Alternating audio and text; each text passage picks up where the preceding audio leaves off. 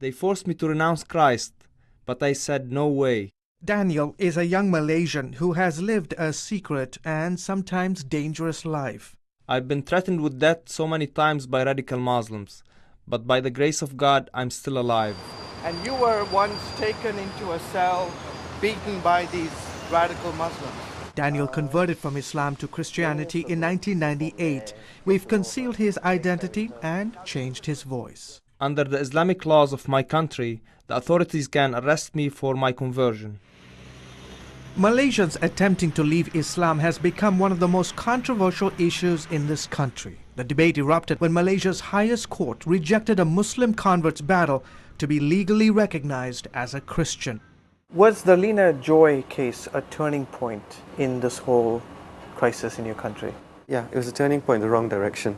Malik Imtaz Sarwar, a well-known human rights lawyer and a Muslim, presented a brief in support of Miss Lina Joy's conversion case. It crystallized a legal basis to implement the kind of measures that we say are undermining of the entire societal framework of this country. Lina Joy was a bad decision, a very, very bad decision. The decision that forced Lina Joy to flee the country. Meanwhile, Sarwar's support for Joy made him a wanted man. Posters carrying his picture circulated calling for his death. He's been branded an Islamic traitor because he believes that Malaysians should be free to choose their religion. The freedom is to profess. And once one professes, and this is even in the Quran, it is for that person and God after that. Malay Muslims make up 60% of the population. The rest are mostly Christians, Hindus and Buddhists.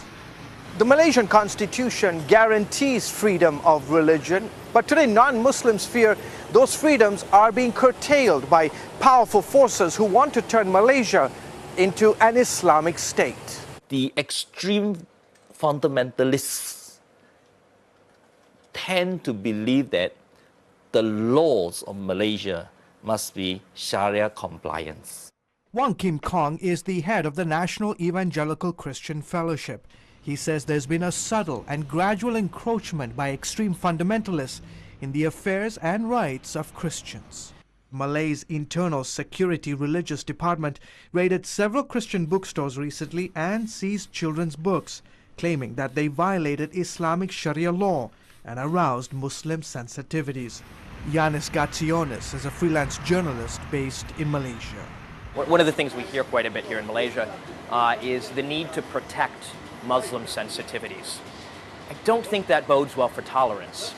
Tolerance is not about protecting sensitivities, but about getting people used to accepting other people as they are.